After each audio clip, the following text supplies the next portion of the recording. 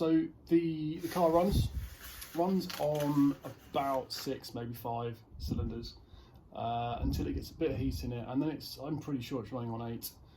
I'll show you that at some point.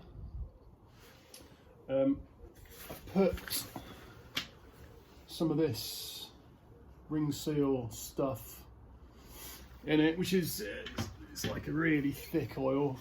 Apparently it will reseal the rings, so we'll see if that works. Can't hurt, can it?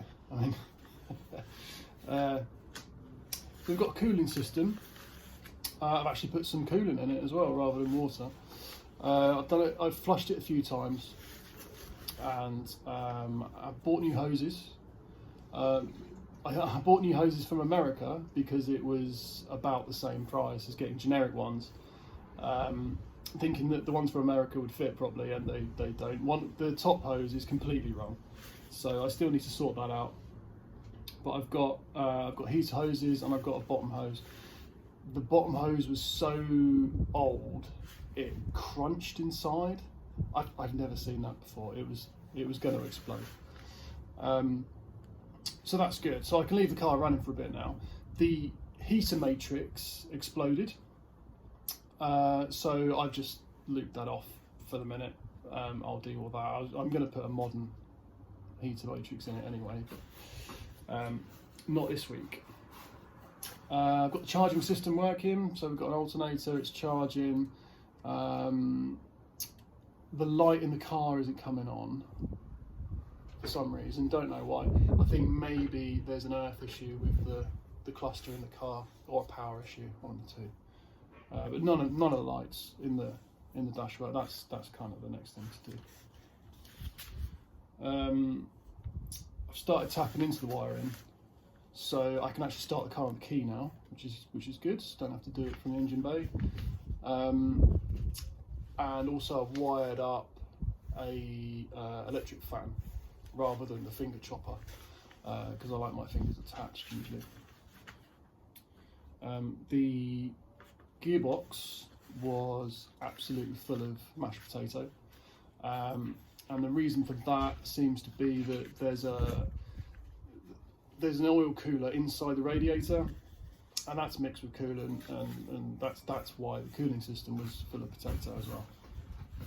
So couple of oil changes on the gearbox. There was some confusion about what gearbox it was because I'm an idiot. The gasket didn't fit. I bought 2 gasket and filter kits. Both didn't fit the pan until I realised I had it upside down. So that fits. It's back on the car. I'm just waiting for some gearbox oil to turn up, and then I think it will move under its own steam. I've seen the wheels move, so that's promising. I'm pretty sure today I'll be able to drive up and down the driveway, which I'll show you, as long as it doesn't rain before my gearbox oil gets here. The other thing that's happened is the DVLA have turned up, and they inspected it. All they really wanted was the VIN numbers and engine number and things, and took some pictures. No roadworthy stuff, which is probably a good thing. So hopefully I'll have some number plates in the next couple of weeks.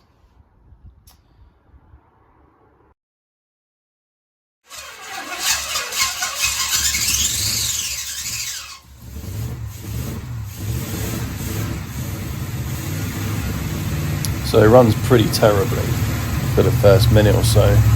I think that's probably about 6 cylinders. You can see I've stuffed a screwdriver in the throttle just to hold the revs up a little bit.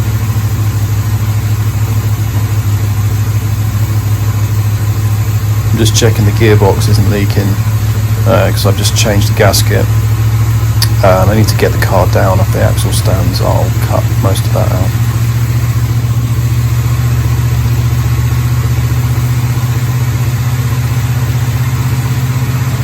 You can hear the car starting to run a bit there now.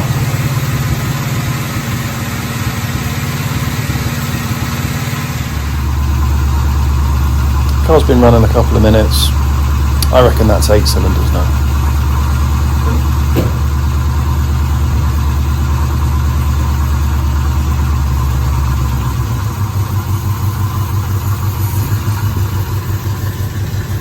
That's the first time this car has moved under its own power in quite some time.